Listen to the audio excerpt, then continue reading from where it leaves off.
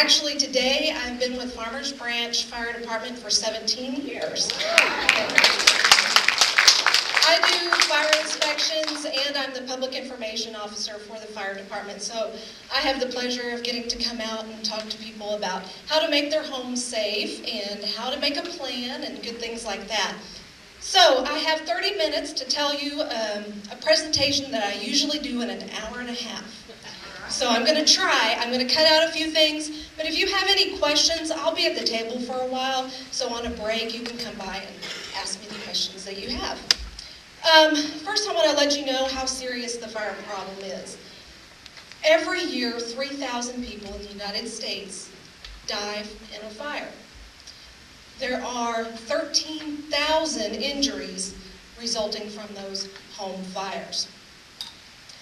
Now, unfortunately, those that are 65 years and older are twice as likely to die in a fire as those compared to the population at large. So twice as likely. So why are older people susceptible to fire fatalities? Why more than any other population? Well, there's several reasons. One of them is you may have a mobility impairment or a sight impairment that would prevent you from reacting fast in a fire situation. Or you may be taking medications that cause you to be drowsy, that would also prevent you from taking quick actions in a fire. Also, if you live alone, you don't have someone there to help you if you fall. Or if there's some other accident, there's nobody there to help you. This is why we advocate people having Medic Alert or something similar to that program or service, so that if you fall or you're injured or you're trapped in a fire, you can quickly push that button and get someone on the way. Many people believe that in a house fire, people die when they come in contact with flames or the actual fire. But actually the more common danger is the smoke and poisonous gases, superheated air, and lack of oxygen that you have in a fire. It's not usually the flame that kills the people, it's the smoke. That's why these little things right here are extremely important. Now, if you live in a house and you've lived there maybe 20, 30, 40 years, and you've never really thought about that little smoke alarm in your hallway outside your bedroom, now's probably the time to think about it. The life of a smoke alarm is really no longer than 10 years old. So if your smoke alarm is older than 10, probably what's happened over the years is the inside of the smoke alarm may not work for you because the sensing chamber may be blocked by dust. So over the period of 10 years, dust will build up on it, and it may or may not work for you. But more than likely, after 10 years, so much dust is built up on it, you're not going to get that quick reaction from your smoke alarm that you need to save your life. Because smoke alarms are designed really to give you the time that you need to get out. All right. Has anyone here ever had a home fire? Yes, we've had some people have experienced that before. Let me ask too, were you home when it happened? Those that had them, yes? Yes? No? No. Okay. Did your smoke alarm activate? Yes. Was your smoke alarm the thing that alerted you that there was a fire? No. Was it cooking fire? Oh, a garage fire. Okay, well, I was just hoping you would say cooking, because that was going to help me lead into my next. Because always, cooking is the #1 cause of fires. Cooking is the absolute #1 cause of fires. Does anybody know what the most fatal cause, or the #1 cause of fatal fires? Does anyone know what that is? Smoke. Smoking, that's correct. Smoking is the #1 cause of fatal fires. And I'll tell you why in a minute. The #1 cause of fires is cooking. And that's usually they're not fatal because you're at home when it happens. So I'm going to show you yes, ma'am. While we're thinking of the age of the detector itself, Yes. the test button that's on there that they suggest you give the push from time to time to make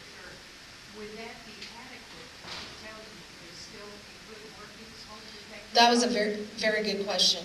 She asked if, there's a little test button on most of the smoke alarms. Now, in Farmers Branch, and I'm not going to go into this too much because Farmers Branch does have an ordinance on the types of smoke alarms you have to have and that they're electrically wired with battery backup, so there's a lot of requirements. And our primary concern is that it's working. But she was asking if, when you press the button, if it still makes that beeping noise, does that mean that it's working? No, basically what that means is the battery is still good. But if you push that button and your smoke alarm's 10 years or older, it doesn't necessarily mean that your smoke alarm will still sense the smoke. It's just telling you that the battery's good. That's a very excellent question. Thank you for asking it. Any more questions real quickly before we move on about the smoke alarms? Okay. Real quickly, I'll talk about kitchen fires and how to prevent those. Some very easy things to do. One of them, the easiest thing you can do, is to keep combustibles away from your stove. That's where we have most of the kitchen fires are on the stove. So keeping the area clear of combustibles is one way to help you out. Also, never cook when you're wearing long flowing sleeves, like if you're wearing a robe or something. Don't cook with the robe on. Does anybody remember what you do if your clothes catch on fire? Do you remember I remember from when I was a kid, yes, you stop, drop, and roll. The scary thing is when I go in and talk to kids about this, I'll say, now what do you do if your house is on fire? And I'm wanting them to say, get out. But no, a lot of times they say stop, drop, and roll. So that tells us we need to teach them the right behaviors for the right incident. So anyway, we'll talk real quickly about cooking fires. If you have, like I said, the most common fire in the kitchen is the stove fire.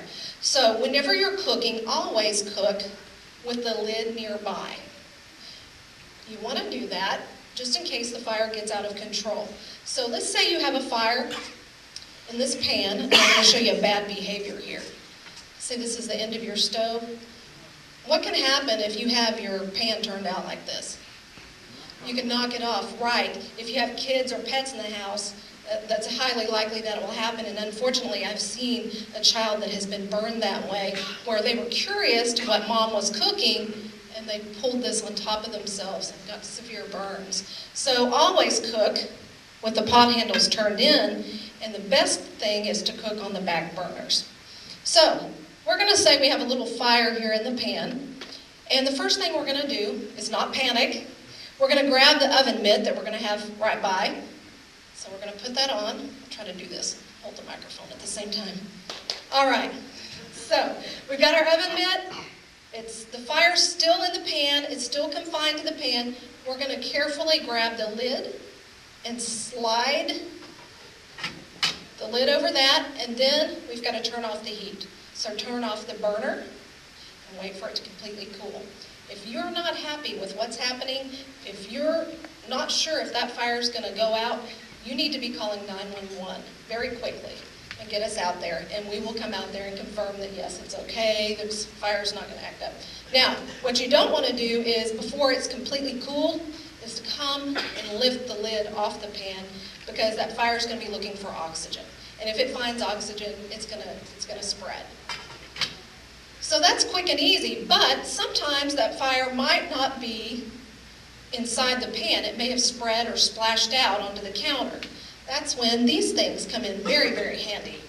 Fire extinguisher. This is something that everybody should have and everybody should learn ahead of time how to use. And I would love to do a class on that, but I know we don't have time today. But I'll be happy to talk to you, and I'm sure the Fire Safety Solution guys would be happy to tell you how to use a fire extinguisher so that if you ever have to use one, you can use it effectively. Because when you have that fire, you don't want to be sitting there reading instructions, because you should be using that time to get out. All right. So now a lot of people ask me, well, I've always heard that you can use salt to put the fire out, or I've heard you can use flour, or I've heard you can use baking soda. Well, you can use baking soda, but when you think about baking soda and how it comes out of that box, if you go to put baking soda on it, and you go to throw it on, what do you think might happen? Right. If it came out in the right consistency, like it does in a fire extinguisher, it'd be okay, but it doesn't. It may come out in a great big thud, and then you end up spreading your fire everywhere. So, best thing is to have a fire extinguisher, and the guys over there can tell you how to maintain one. It's not that hard. They can tell you how to maintain it and keep it in good shape. And I recommend fire extinguishers that are rechargeable and refillable versus ones that are disposable. All right, so we talked about the stove fires, so we'll talk about oven fires too, and microwave fires kind of are the same thing. One of the biggest mistakes you can make if you have an oven fire is opening up that oven, because again, it's going to be looking for that oxygen. So what you want to do is you want to leave it closed, turn off the heat, and wait for it to completely cool. If the fire extends beyond the oven, you need to be calling 911 and get us out there. And you know, I want to add, because I don't know why people hesitate to call 911. There's so many people that could have been saved if they had called 911 at the first incidence of fire. So don't be fearful to call 911. That's what we get paid for. That's what your tax dollars pay for. They pay for us to be there and be ready to come and respond to whenever you need us. And if it ends up being no big deal, and there's not a serious fire, that's okay. We'll just come and say hi and be on our way, and maybe give you some tips on things you can do to keep it from happening again. But please don't hesitate to call 911 in any type of fire situation or medical emergency. And let me just throw this in real quick, because we do have a lot of people that maybe have signs of a heart attack but are afraid to call. Well, I'm not sure I'm really having a heart attack. I don't really feel good, but I've never really felt this way before. Don't delay, because seconds count if you're having a heart attack, minutes count if you're having a stroke. If you have signs or symptoms of something, don't be embarrassed to call us. Yes, you will get a fire truck and an ambulance every time you call us, but don't be embarrassed. Please call us. Don't hesitate. I think I've made that point, so I'll move on. Next, I want to talk about smoking fires. I don't know, well, and I'll say this too. So if you don't cook and you don't smoke, your chances are pretty good that you're not going to have a fire. Or if you or teenagers are another good cause of fires. But if you don't smoke, you don't have teenagers at home, and you don't cook, then you're in good shape. You're in really good shape. Smoking fires are really, really horrific, and we've had a couple of those in Farmers Branch, and I'll tell you, and this is another interesting statistic. Since I've been here, we've had maybe 7 fatality fires. All of those have been in people over the age of 65, except for one. One was 55. So, pretty interesting statistics. And in some situations, it was because smoking was involved. And so smoking we take that very seriously, but it's hard to educate people and tell people not to smoke, because if you have that habit, the fire department is not going to make a lick of sense for us to tell you to stop smoking. It's not going to make a lick of sense. So if you smoke, you just have to be very, very careful about how you do it. Don't smoke when you're drowsy or sleepy. One of the fatality fires that we had was a result of someone who'd fallen asleep smoking in their lounge chair. The most common things that burn in smoking fires are mattresses. So that tells you that in most cases those people were sleeping. The second most common smoking fire occurs in upholstered chairs. So what happens typically, you think they would wake up from that, but what happens when you breathe in all that smoke, a lot of times the chemicals in the smoke will put you into a deeper sleep. So you may never wake up from that fire. So some things that you can do, don't smoke when you're sleepy. Don't smoke when you're taking medications that cause drowsiness. And the other thing is disposal of smoking materials. If you or someone you know smokes, be sure that they're wetting the butts of the cigarettes or cigars before they dispose of them. We have had a couple of fires involving people that have fires that have involved smoking materials that have been from people throwing them in their Farmers Branch trash sacks, which are great. I love the Farmers Branch trash sacks, but the thing is, people throw their smoking materials and their hot coals or ashes from the fireplace into those things and then set them out in their garage, and then we end up having a fire. So think about disposal of cigarettes and how you do that. All right, so let's talk about how to survive a fire. You need to have a plan. And it sounds silly because I know all the kids do that in school. They have their little fire drills and escape plan. But if you don't want to actually do a physical drill, go through in your head what you would do if there's a fire, especially if you have some type of mobility impairment or if you have a sight impairment. You really need to focus on what you're going to do if there is a fire in your house, especially at night when you're sleeping and you can't see things around you. So if you're sleeping at night and the smoke alarm goes off, you're thinking, okay, well, I'm just going to get out. That sounds easy enough. But it's not really that easy, and if you have a mobility impairment, it makes it much more difficult. One, you can't see. So I recommend that you have 3 things by your bed at all times. First of all, make sure you have that working smoke alarm. So the 3 things are, have a flashlight by your bed. The other thing is have your walking aids, whatever walking aids that you'll need, and then a telephone to call 911. So if you have a fire in your house at night and you're sleeping and the smoke alarm goes off, the first thing you do is not jump out of bed and wonder if there's smoke or fire in the house. You're going to grab that flashlight and see if you can see smoke. If you see smoke coming from your primary way out of your bedroom, your primary way being the door that you go in and out of, if you see smoke coming from there, immediately go. Don't try to get out that way. Immediately go to that door, close it, stuff towels under it, and try to go to your second way out. Now, I know not everybody can climb out their second way out. That may not be possible for everyone. But that's why you have your telephone there. You can go to that window and you can yell for help, but you can also make a phone call to 911 and have us on our way. All right, so don't ever delay on making that phone call, that 911 phone call. Because seconds in a fire, believe me, seconds count.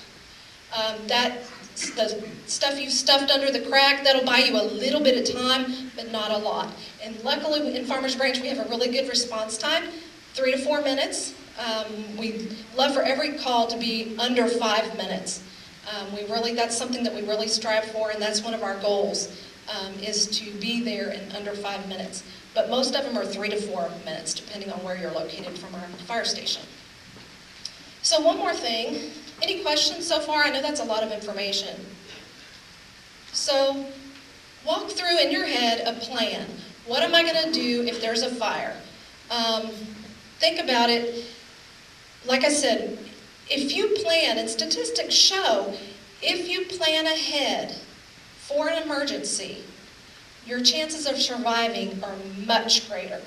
So run through these things in your head. You may have never thought about what am I going to do if there's a fire, or maybe you have, but really go through and think, what are my needs going to be, my immediate needs going to be? So here's what you need to do.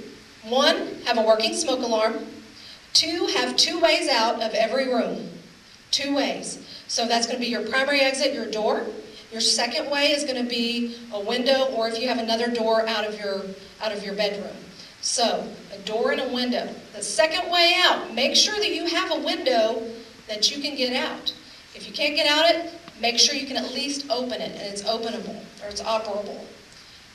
So, working smoke alarms, 2 ways out, and the third thing is have a meeting place out front. If there's more than one of you living in that house, you need to both go to the same place, have the same meeting place, so we don't have husband going back in for wife because he thinks she's missing, when in reality she's just gone out the back door.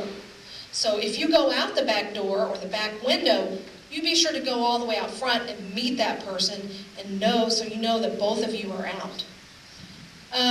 The other thing is immediately call 911. If you have that phone with you, you can do it from there. If you don't have it with you, you can go to a neighbor's house and call 911 from a neighbor's house. So those 3 things, working smoke alarms, 2 ways out, and the last thing is having that meeting place out front. That's also the place where you'll meet us when we arrive. And you can tell us at that time if you have any pets that are, any pets that are in the house, or any valuables that you really, really want us to try to save. And we'll try to save everything. When we come in, we will put tarps down. Now, depending on the fire and how long it's been burning, your chances may be different on what we can and cannot save, but we will try to put tarps down and try to protect valuables. I know we've protected in the past some very valuable artwork. We've saved snakes, even though the firefighters weren't real thrilled about it. They've saved snakes, they've saved gerbils and hamsters and bunny rabbits, and I actually have visual evidence of this. I have photographs of firefighters with bunnies, and I kind of use them against them sometimes. But anyway, so one more thing before I go. I have 2, how am I doing on time? We good? About 5 minutes. Okay, so let me say this. I have 2 things that I want to tell you. One is make sure that you have a visible address on your home, something that you can see at night and during the day. This helps us with our response times. It helps us get to you much quicker if we can see. And sometimes it may not be us responding. We have a reciprocal agreement with Addison and Carrollton. We're going to get you the engine or whatever it is you need, the fire or the medics that are closest to you. So if for some reason the closest engine that would normally respond to you is out on the other side of town on an accident, then we'll send the next closest one to you. So, and then, make sure your address is visible. And then the other thing, this one's pretty important, water heaters. Because we have, 2 years ago, we had a horrible fatality of a gentleman that died when the water was too hot. And the temperature was really, it was just set at 130 degrees, but his exposure to it was so long that it took his life. So you don't really think about, you hear people say set your water heaters at 120, but there's a reason for that. And as you get older, your skin gets thinner. And so you're more susceptible to burns and scalds. And this poor gentleman he was mobility impaired and could not turn off the hot water. And it scalded him and burned him. And your chances, especially over the age of 80, for some reason that's a magic number. If you have severe burns like that, more than likely you won't survive. So that's a very important thing. So go home, and I know you have lots of Medicare homework to do, but when you go home, please go and check your water heaters. Make sure that they're set at 120. And then tonight, think through your plan, what you're going to do. One more thing. We have 2 services that we provide at the fire department that we're very proud of. If you feel like you want us to come out and help you, come out and look at your house and see if you have a nice escape plan. We'll look at your escape plan, or we'll talk to you about your escape plan and help you, give you some recommendations and give you some ideas to help you, especially if you're mobility impaired. We recently worked with somebody that had a mobility impairment, and they had a pretty good plan in place, but we just tweaked it a little bit to make it safer for them. We also, at that time, updated smoke alarms. So that's the service that we provide, is we'll come out and install battery-operated smoke alarms for you if you don't feel that yours is adequate. And this is if you're over the age of 55. We only do that for people that are over the age of 55. Yes, sir? I thought smoke alarms with farmer branch had to be 110 volts. There you go. Okay, we will advise you on what the ordinance is. Our concern at the fire department is that you have a smoke alarm that's working for you right now. We will give you a sheet of paper and say, okay, this is what your requirements are, and we're providing the smoke alarm for you free of charge. So it's up to you to bring it to code. And that was something I was talking about earlier. We have, it has to be electric with battery backup and all that. So, and then now they even require that you have one inside each bedroom. They all be interconnected and have battery backup. So, All of them interconnected? all of them interconnected, yes. So that's in any homes built after 92, I believe. So, What was the code that he said, 150? I'm sorry, what did did you he say? about the 110? 110? Yeah, it just has to be, be electrically powered. And that ordinance is online, and then you can also call our building department, and they can give you that information. Any more questions? Yes, ma'am. Not a question, I've been buying my new smoke alarm, I get the one with the carbon combination. Yes, and that's good too. Carbon monoxide detectors are another very good thing to have, because if you do have carbon monoxide in your house, you may never know it because you don't smell it. It's odorless. And they call it the odorless killer and the silent killer, because you don't hear it, you don't see it, you don't smell it. It occurs from incomplete combustion. And so if you have a heater that's faulty, or you have a car running in a garage, excess amounts of carbon monoxide can build up, and basically what it does is it puts you into a deep sleep. It takes away all the oxygen from your body, from your blood, and puts you into deeper sleep. But the combination smoke and carbon monoxide detectors are just fine. I had some that, they're actually for kids. I don't remember if I bought it, but it's loud. And that's a good point. If you need to see if you think that smoke alarm will wake you up, because if you're hearing impaired, there's things out there that you can get. There's bed shakers. There's things that you can get that would alert you to fire other than just that sound. So there's lots of products out there. I know they're trying to get me to hurry up so we can get on with our next presenter. But I can talk to you about any of that. If you come up with a question that you want answered about fire and life safety, give me a call. If I don't have the answer, I'll find it out for you. I'll leave my cards up on the table over here, and you can pick one up, and I'll be happy to answer questions. And one more thing, since we're talking about crimes against seniors, I'll just quickly say this. There are companies out there that want to sell you these very expensive smoke alarm systems. Yes, their smoke alarms may be very good. And I think what they're really charging for is the service that they provide to come out and talk to you about your house and your plan and everything. Well, we do that for free at the fire department. And I'm sure the other cities, if you're here from another city, I'm sure the other cities have that as well, and we'll do that for you. So before you ever decide on some expensive smoke alarm system, call us first, call our fire marshal, and he'll walk you through it and let you know if you're getting a good deal or not. All right? I think that's